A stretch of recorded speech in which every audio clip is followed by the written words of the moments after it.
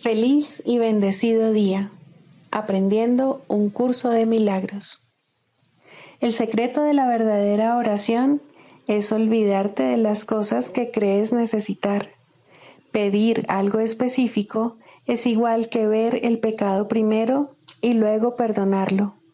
Del mismo modo, al orar pasas por alto tus necesidades específicas, tal como las ves, y las dejas en manos de Dios. Ahí se convierten en los regalos que le haces, pues le dicen que no antepondrás otros dioses a Él, ni que quieres otro amor que el suyo. Este libro es un comienzo, no un final.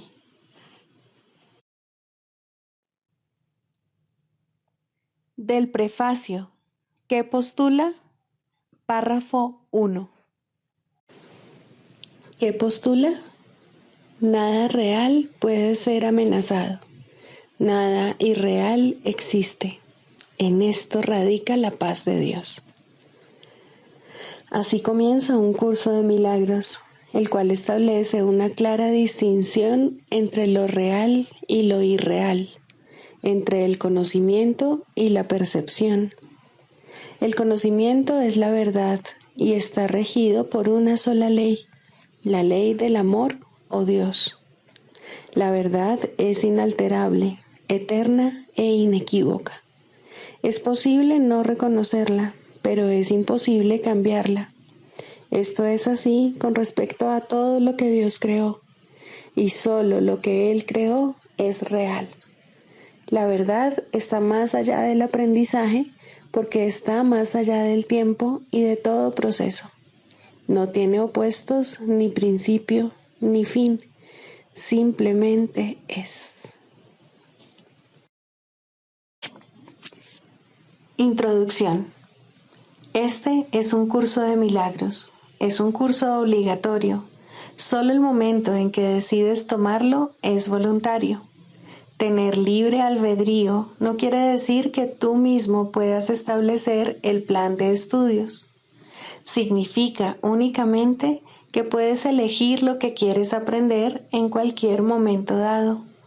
Este curso no pretende enseñar el significado del amor, pues eso está más allá de lo que se puede enseñar. Pretende, no obstante, despejar los obstáculos que impiden experimentar la presencia del amor, el cual es tu herencia natural. Lo opuesto al amor es el miedo, pero aquello que todo lo abarca no puede tener opuestos. Este curso puede, por lo tanto, resumirse muy simplemente de la siguiente manera. Nada real puede ser amenazado. Nada irreal existe. En esto radica la paz de Dios. Capítulo 1. El significado de los milagros. Primero, principios de los milagros. Principio 15. Todos los días deberían consagrarse a los milagros. El propósito del tiempo es que aprendas a usarlo de forma constructiva. El tiempo es, por lo tanto, un recurso de enseñanza y un medio para alcanzar un fin. El tiempo cesará cuando ya no sea útil para facilitar el aprendizaje.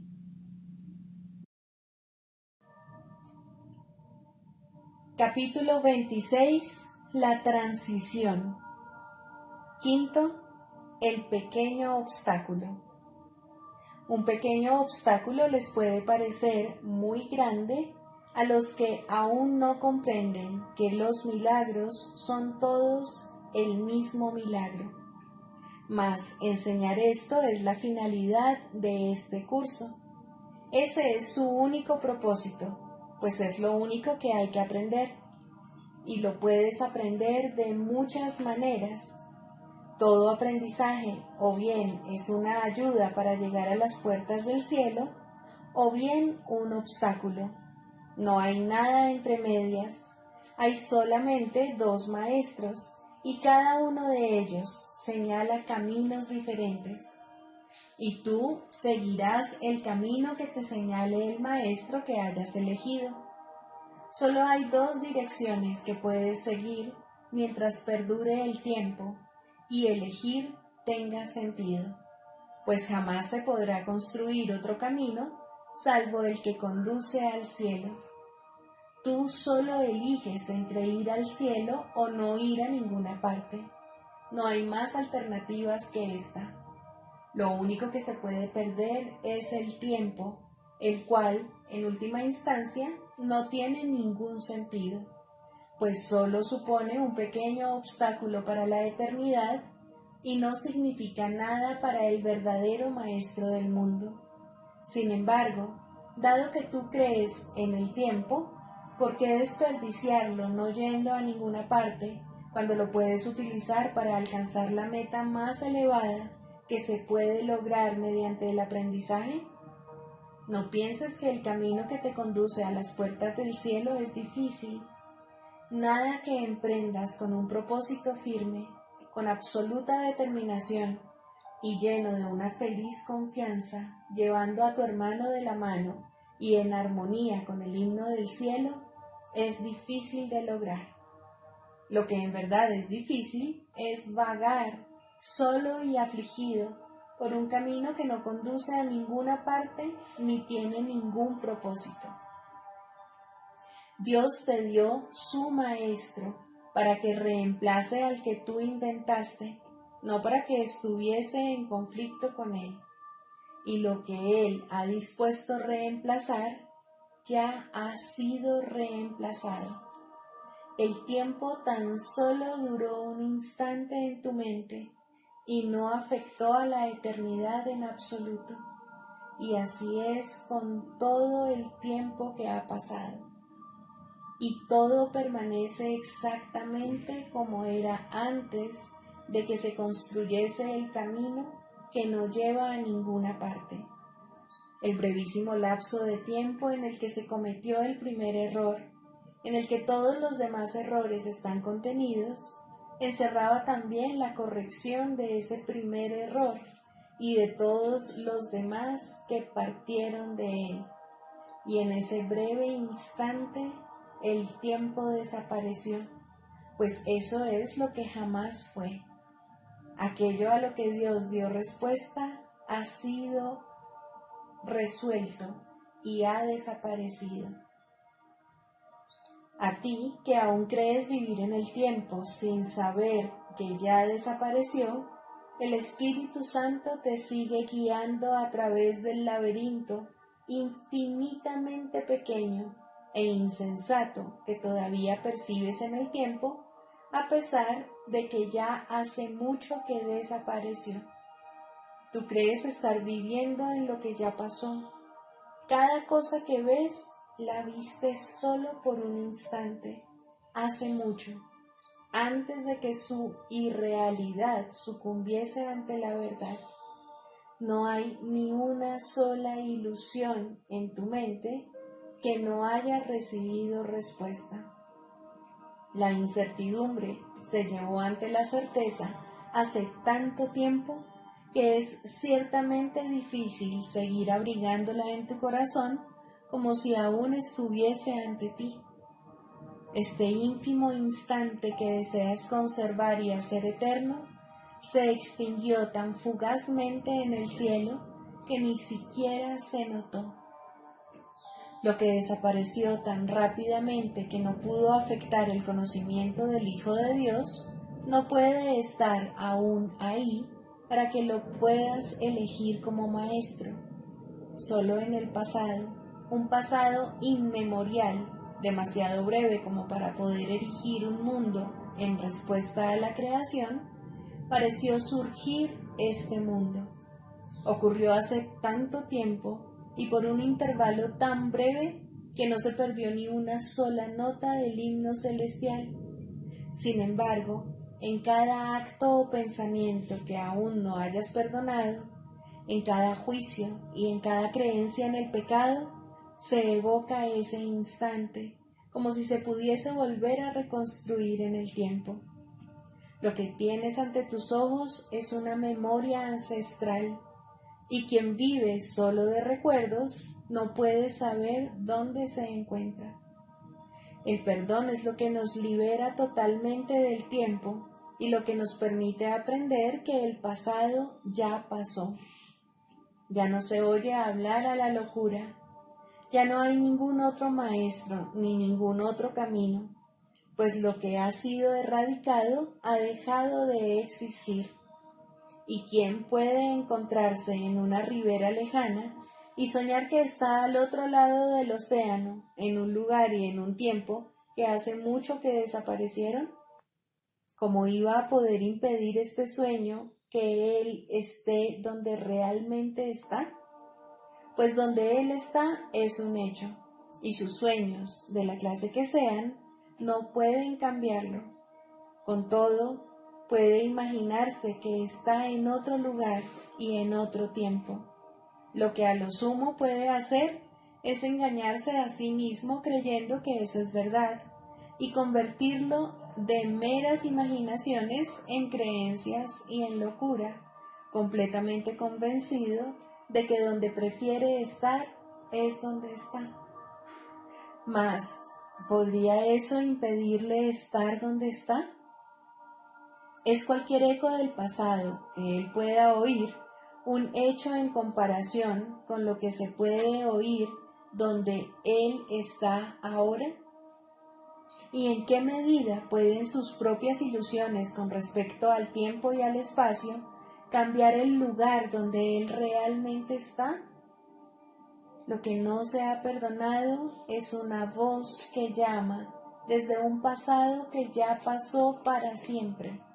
Y lo único que lo considera real es el deseo de que lo que ya pasó pueda volver a ser real y verse aquí y ahora, en lugar de lo que realmente se encuentra aquí y ahora. ¿Supone esto acaso un obstáculo para la verdad de que el pasado ya pasó y de que no se te puede devolver? ¿Y querrías conservar ese temible instante en el que el cielo pareció desaparecer y a Dios se le temió y se le convirtió en el símbolo de tu odio? Olvídate de ese momento de terror que ya hace tanto tiempo que se corrigió y se deshizo. ¿Podría acaso el pecado resistir la voluntad de Dios? ¿Podría estar en tus manos poder ver el pasado y ubicarlo en el presente? No puedes volver a él, y todo lo que señala hacia él no hace sino embarcarte en una misión cuya consecución solo podría ser irreal.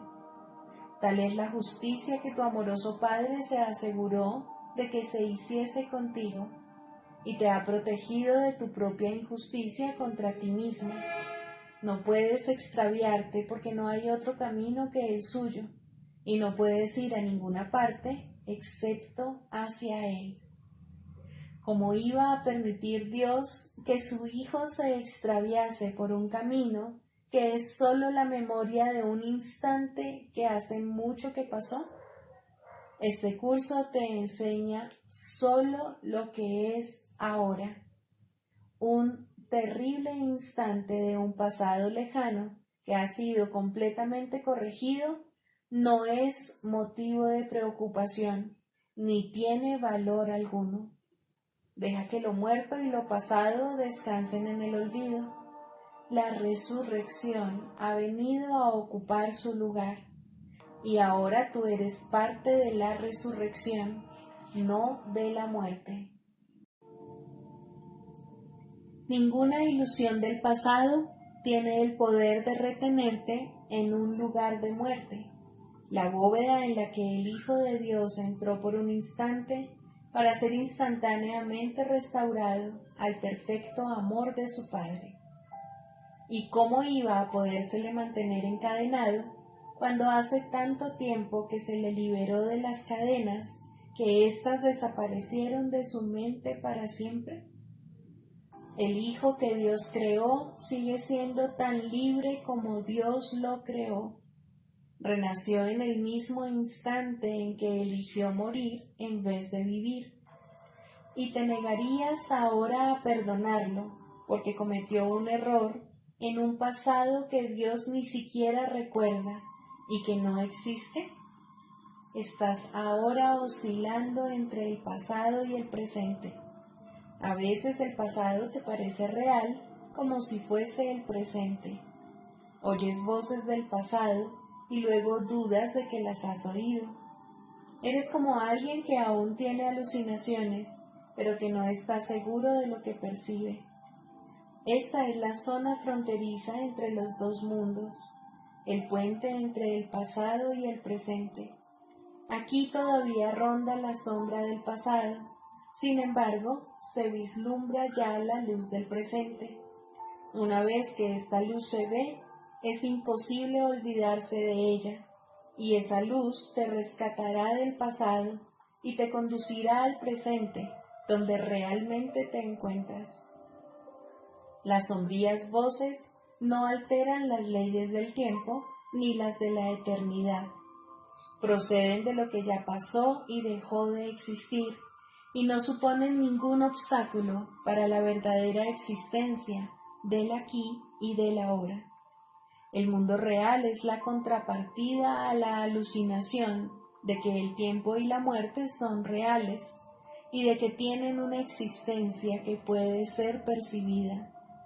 Esta terrible ilusión fue negada en el mismo lapso de tiempo que Dios tardó en responder a ella para siempre y en toda circunstancia.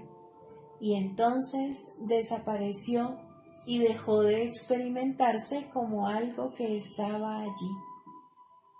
Cada día y cada minuto de cada día y en cada instante de cada minuto, no haces sino revivir ese instante en el que la hora del terror ocupó el lugar del amor, y así mueres cada día para vivir otra vez, hasta que cruces la brecha entre el pasado y el presente, la cual en realidad no existe. Esto es lo que es toda vida, un aparente intervalo entre nacimiento y muerte y de nuevo a la vida, la repetición de un instante que hace mucho que desapareció y que no puede ser revivido, y el tiempo no es otra cosa que la creencia demente de que lo que ya pasó todavía está aquí y ahora. Perdona el pasado y olvídate de él, pues ya pasó. Ya no te encuentras en el espacio que hay entre los dos mundos. Has seguido adelante y has llegado hasta el mundo que yace ante las puertas del cielo.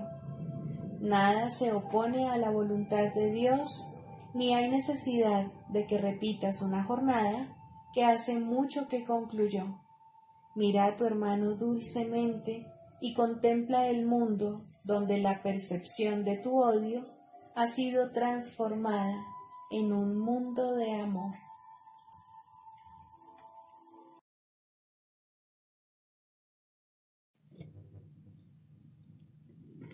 Libro de ejercicios. Pregunta 12. ¿Qué es el ego? El ego no es otra cosa que idolatría, el símbolo de un yo limitado y separado, nacido en un cuerpo, condenado a sufrir y a que su vida acabe en la muerte. Es la voluntad que ve a la voluntad de Dios como su enemigo y que adopta una forma en que ésta es negada. El ego es la prueba de que la fuerza es débil y el amor temible. La vida en realidad es la muerte y solo lo que se opone a Dios es verdad. El ego es demente, lleno de miedo, cree alzarse más allá de lo omnipresente, aparte de la totalidad y separado de lo infinito. En su demencia cree también haber vencido a Dios mismo y desde su terrible autonomía ve que la voluntad de Dios ha sido destruida. Sueña con el castigo y tiembla ante las figuras de sus sueños, sus enemigos que andan tras él, queriendo asesinarlo antes de que él pueda proteger su seguridad, atacándolos primero. El Hijo de Dios no tiene ego. ¿Qué puede saber él de la locura o de la muerte de Dios cuando mora en él? ¿Qué puede saber de penas o de sufrimientos cuando vive en una dicha eterna? ¿Qué puede saber del miedo o del castigo, del pecado o de la culpabilidad, del odio o del ataque, cuando lo único que le rodea es paz eterna, por siempre imperturbable y libre de todo conflicto, en la tranquilidad y silencio más profundos? Conocer la realidad significa no ver al ego ni a sus pensamientos, sus obras o actos, sus leyes o creencias, sus sueños o esperanzas, así como tampoco los planes que tiene para su propia salvación y el precio que hay que pagar por creer en él. Desde el punto de vista del sufrimiento, el precio que hay que pagar por tener fe en él es tan inmenso que la ofrenda que se hace a diario en su tenebroso santuario es la crucifixión del Hijo de Dios. Y la sangre no puede sino correr ante el altar donde sus enfermizos seguidores se preparan para morir. Una sola azucena de perdón, no obstante, puede transformar la obscuridad en luz y el altar a las ilusiones en el templo a la vida misma. Y la paz se les restituirá para siempre a las santas mentes que Dios creó como su Hijo, su morada, su dicha y su amor, completamente suyas y completamente unidas a Él. Lección 337. Mi impecabilidad me protege de todo daño. Mi impecabilidad garantiza mi perfecta paz, mi eterna seguridad y mi amor imperecedero. Me mantiene eternamente a salvo de cualquier pensamiento de pérdida y me libera completamente del sufrimiento. Mi estado solo puede ser uno de felicidad, pues eso es lo único que se me da. ¿Qué debo hacer para saber que todo esto me pertenece? Debo aceptar la expiación para mí mismo y nada más. Dios ha hecho ya todo lo que se tenía que hacer y lo que tengo que aprender es a no hacer nada por mi cuenta, pues solo necesito aceptar mi ser, mi impecabilidad, la cual se creó para mí y ya es mía, para sentir el amor de Dios protegiéndome de todo daño, para entender que mi Padre ama a su Hijo y para saber que soy el Hijo que mi Padre ama. Tú, que me creaste en la impecabilidad, no puedes estar equivocado con respecto a lo que soy. Era yo quien estaba equivocado al pensar que había pecado, pero ahora acepto la expiación para mí mismo. Padre, mi sueño termina ahora. Amén.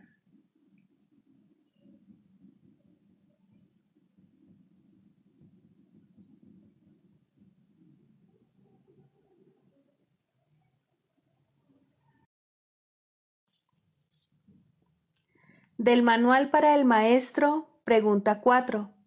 ¿Cuáles son las características de los maestros de Dios? 3. Tolerancia. Los maestros de Dios no juzgan. Juzgar es ser deshonesto, pues es asumir un papel que no te corresponde. Es imposible juzgar sin engañarse uno a sí mismo.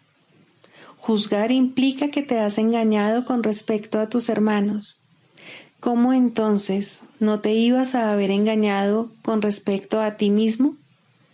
Juzgar implica falta de confianza, y la confianza sigue siendo la piedra angular de todo el sistema del pensamiento del Maestro de Dios. Si la pierde, todo su aprendizaje se malogra. Sin juicios, todas las cosas son igualmente aceptables, pues en tal caso, ¿quién podría juzgarlas? Sin juicios, todos los hombres son hermanos, pues en ese caso, ¿quién se encontraría aparte? Juzgar destruye la honestidad y quebranta la confianza.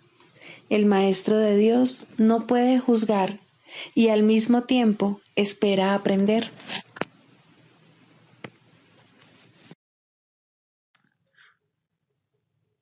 Manual para el Maestro, pregunta 3. ¿Cuáles son los niveles de enseñanza? Los maestros de Dios no tienen un nivel de enseñanza fijo. Cada situación de enseñanza-aprendizaje entraña en sus inicios una relación diferente, si bien el objetivo final es siempre el mismo: hacer de la relación una relación santa, en la que ambos puedan ver al Hijo de Dios libre de pecado. No hay nadie de quien un maestro de Dios no pueda aprender, de manera que no hay nadie a quien Él no pueda enseñar. Desde un punto de vista práctico, no obstante, es imposible que pueda llegar a conocer a todo el mundo, o que todo el mundo lo pueda encontrar a Él. Por lo tanto, el plan dispone que cada maestro de Dios establezca contactos muy específicos. En la salvación no hay coincidencias. Los que tienen que conocerse se conocerán, ya que juntos tienen el potencial para desarrollar una relación santa. Están listos el uno para el otro. El nivel más simple de enseñanza aparenta ser bastante superficial. Consiste en lo que parecen ser encuentros fortuitos, el encuentro de dos supuestos extraños en un ascensor por casualidad. El niño que sin mirar a dónde va se tropieza con un adulto por accidente. Dos estudiantes que de pronto se encuentran caminando juntos a casa. Estos encuentros no ocurren al azar. Cada uno de ellos tiene el potencial de convertirse en una situación de enseñanza-aprendizaje. Quizá los dos supuestos extraños en el ascensor se sonrían el uno al otro. Tal vez el adulto no reprenda al niño por haber tropezado con él, y tal vez los estudiantes se hagan amigos. Es posible incluso, en el nivel de encuentro más fortuito, que dos personas pierdan de vista sus intereses separados, aunque solo sea por un instante. Ese instante será suficiente. La salvación ha llegado. Es difícil entender que el concepto de niveles de enseñanza del curso universal esté tan desprovisto de significado en la realidad como lo está el concepto del tiempo. La ilusión de uno permite la ilusión de otro. Con el tiempo, el Maestro de Dios parece comenzar a cambiar de parecer acerca del mundo con una sola decisión. Y luego, a medida que la enseña, aprende más y más acerca de esa nueva orientación. Hemos hablado ya de la ilusión del tiempo, pero la ilusión de diferentes niveles de enseñanza parece ser algo distinto. Quizá la mejor manera de demostrar que estos niveles no pueden existir es simplemente diciendo que todo nivel en la situación de enseñanza-aprendizaje es parte del plan de Dios para la expiación, y su plan no puede tener niveles por ser un reflejo de su voluntad.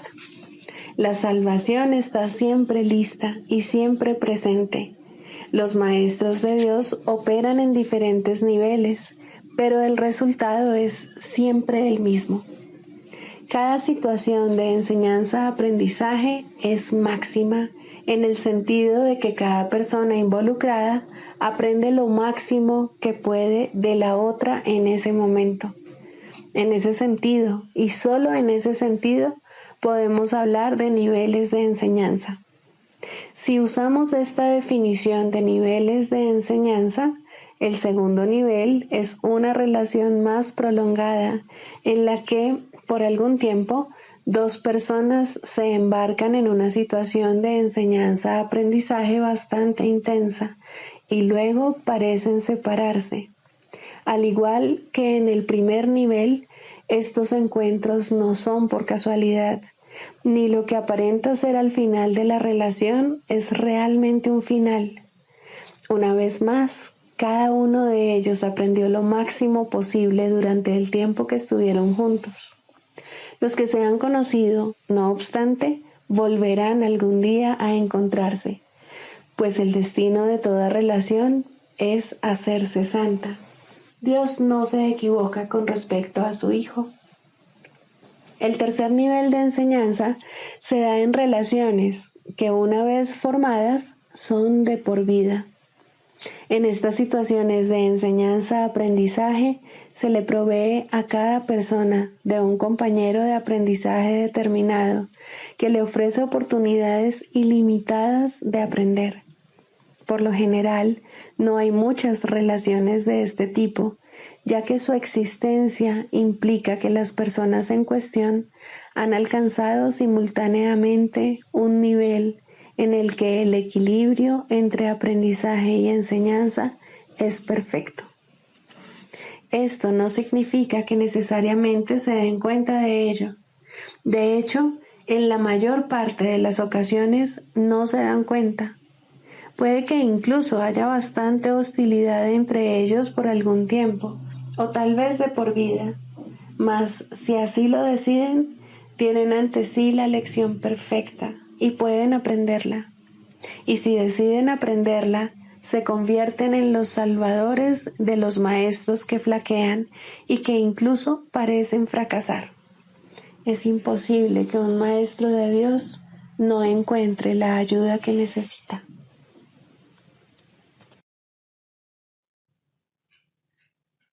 Clarificación de términos. Mente, espíritu. El término mente se utiliza para representar el principio activo del espíritu, el cual le suministra a éste su energía creativa. Cuando el término va con mayúscula, se refiere a Dios o a Cristo, es decir, a la mente de Dios o a la mente de Cristo. El espíritu es el pensamiento de Dios que Él creó semejante a sí mismo. El espíritu unificado es el único Hijo de Dios o Cristo. En este mundo, puesto que la mente está dividida, los hijos de Dios parecen estar separados. Sus mentes, asimismo, no parecen estar unidas. En ese estado ilusorio, el concepto de una mente individual parece tener sentido. En el curso, por lo tanto, se describe a la mente como si consistiera de dos partes, el espíritu y el ego. El espíritu es la parte que aún se mantiene en contacto con Dios a través del Espíritu Santo, quien, aunque mora en esa parte, también ve la otra. No se usa el término alma, excepto en citas directas de la Biblia, por ser un término sumamente polémico. En cualquier caso, sería un equivalente de espíritu, entendiéndose que, al formar parte del ámbito de Dios, es eterna y nunca nació. La otra parte de la mente es completamente ilusoria y solo teje ilusiones. El espíritu conserva su potencial creativo, pero su voluntad, que es la de Dios, parecerá estar cautiva mientras la mente no esté unificada. La creación continúa imperturbable porque esa es la voluntad de Dios. Dicha voluntad está siempre unificada y por lo tanto no tiene significado en este mundo, no tiene grados ni opuestos. La mente puede gozar de rectitud o estar errada dependiendo de la voz que escuche. La mentalidad recta escucha al Espíritu Santo, perdona al mundo y en su lugar ve el mundo real a través de la visión de Cristo.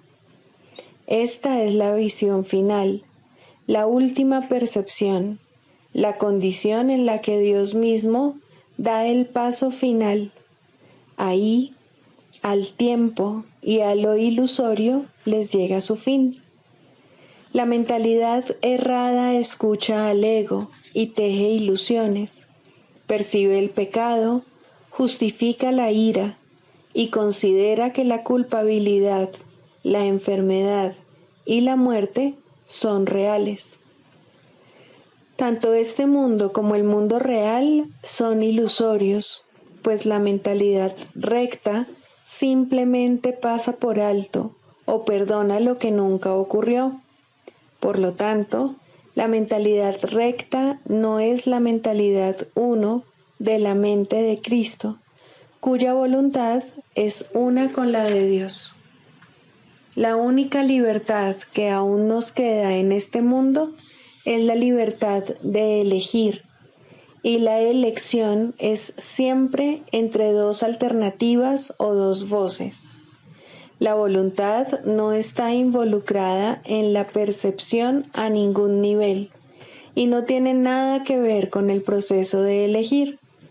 La conciencia es el mecanismo receptor, el cual recibe mensajes tanto del plano superior como del inferior, del Espíritu Santo o del ego. La conciencia tiene niveles y puede cambiar drásticamente de uno a otro, pero no puede trascender el dominio de lo perceptual. En su nivel más elevado, se vuelve consciente del mundo real y puede ser entrenada para hacer eso cada vez con mayor frecuencia. Sin embargo, el hecho mismo de que tenga niveles y de que pueda ser entrenada demuestra que no puede alcanzar el conocimiento. Anexo Psicoterapia. Introducción. La psicoterapia es la única forma de terapia que existe, puesto que solo la mente puede estar enferma, solo la mente puede ser sanada, solo la mente tiene necesidad de sanación. Este no parece ser el caso, pues las manifestaciones de este mundo parecen bastante reales. La psicoterapia es necesaria para que un individuo pueda comenzar a cuestionar su realidad. Algunas veces puede comenzar a abrir su mente sin ayuda formal, pero incluso entonces es siempre algún cambio en su percepción de las relaciones interpersonales lo que le permite hacerlo. Algunas veces necesita una relación más estructurada y extensa con un terapeuta oficial. En ambos casos, la tarea es la misma.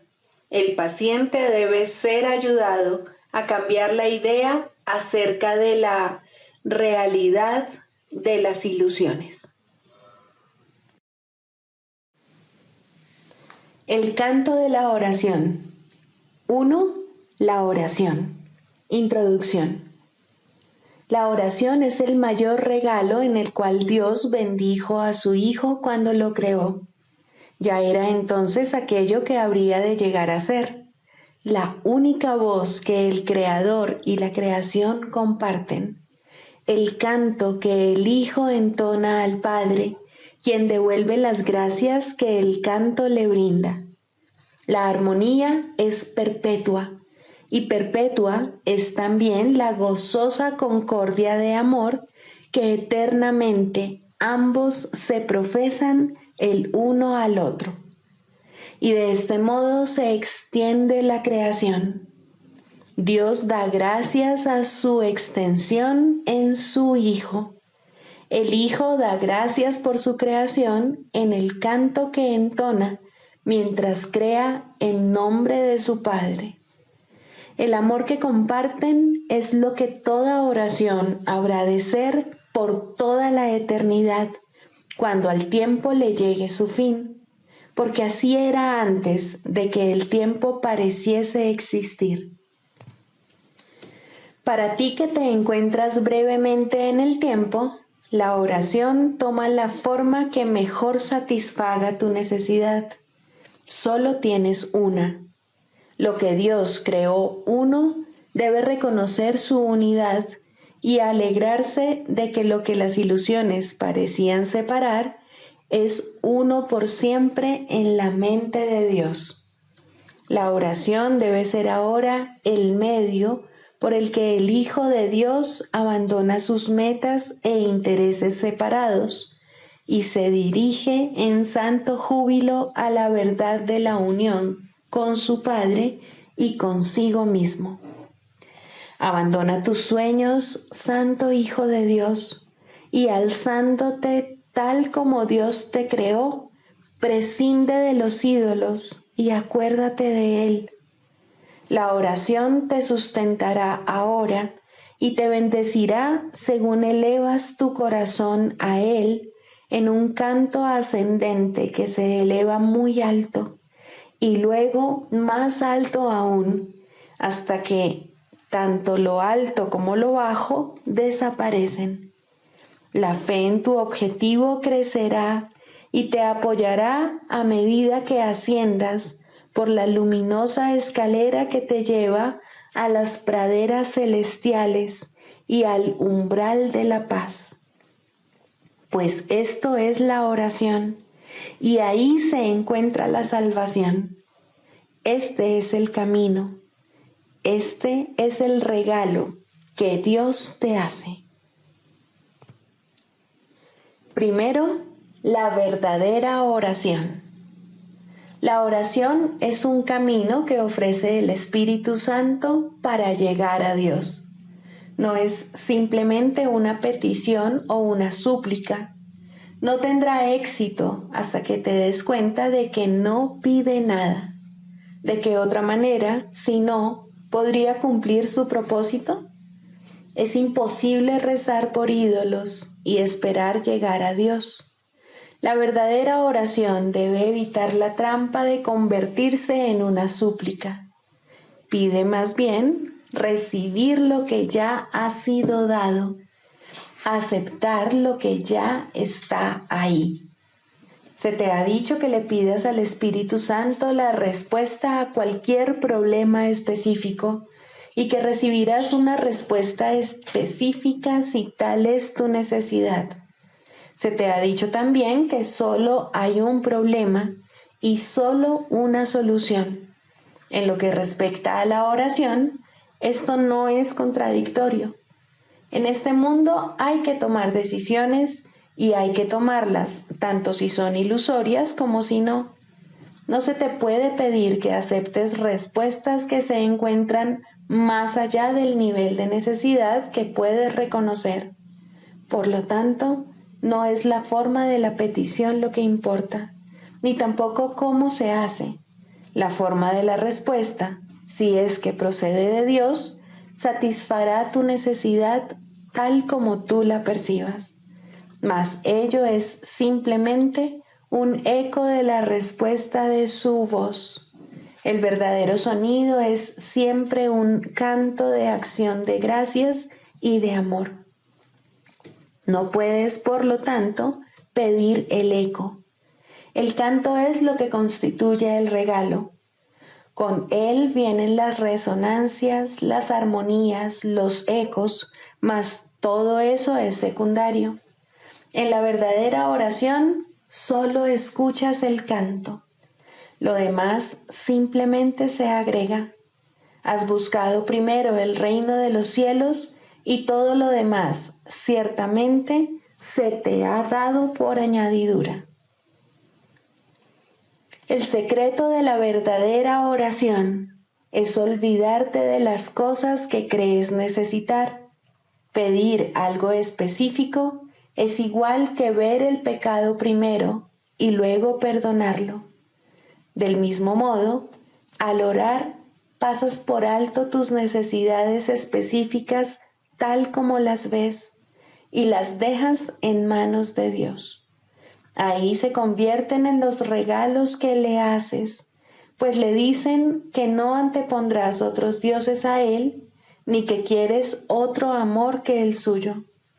¿Cuál otra podría ser su respuesta, sino tu recuerdo de él?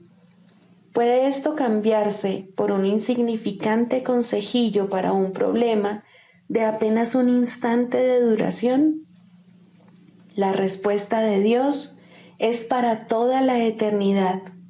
Sin embargo, todas las pequeñas respuestas están contenidas en ella. Orar es hacerse a un lado, un abandonarse, un momento de sosegada escucha y amor. No debe confundirse con súplicas de ninguna clase, ya que es una manera de recordar tu santidad. ¿Por qué habría de suplicar la santidad cuando tiene pleno derecho a todo lo que el amor ofrece? Y es al amor a donde vas cuando oras. La oración es una ofrenda, un renunciar a ti mismo para ser uno con el amor. No hay nada que pedir porque ya no hay nada más que desear.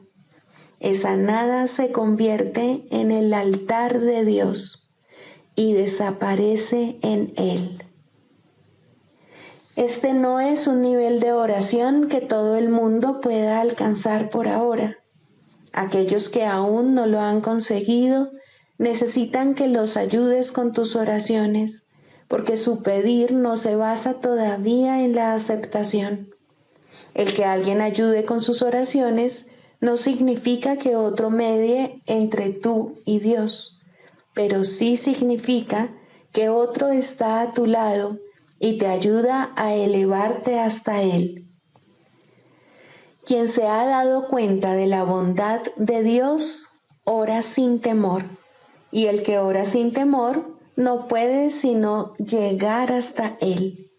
Por lo tanto, también Él puede llegar hasta su Hijo, donde quiera que éste se encuentre, y cualquiera que sea la forma que parezca adoptar. Orar a Cristo en cualquiera es una verdadera oración, porque constituye un regalo de agradecimiento a su Padre. Pedir que Cristo no sea sino Él mismo no es una súplica, es un canto de gratitud por lo que eres. En esto radica el poder de la oración. No pide nada y lo recibe todo.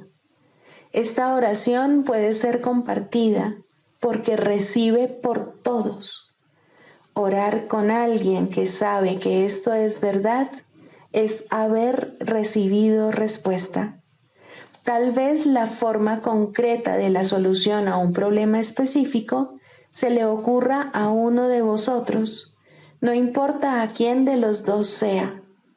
Tal vez os llegue a ambos si estáis en una genuina armonía el uno con el otro. Mas vendrá porque os habéis dado cuenta de que Cristo habita en los dos. Esa es su única verdad.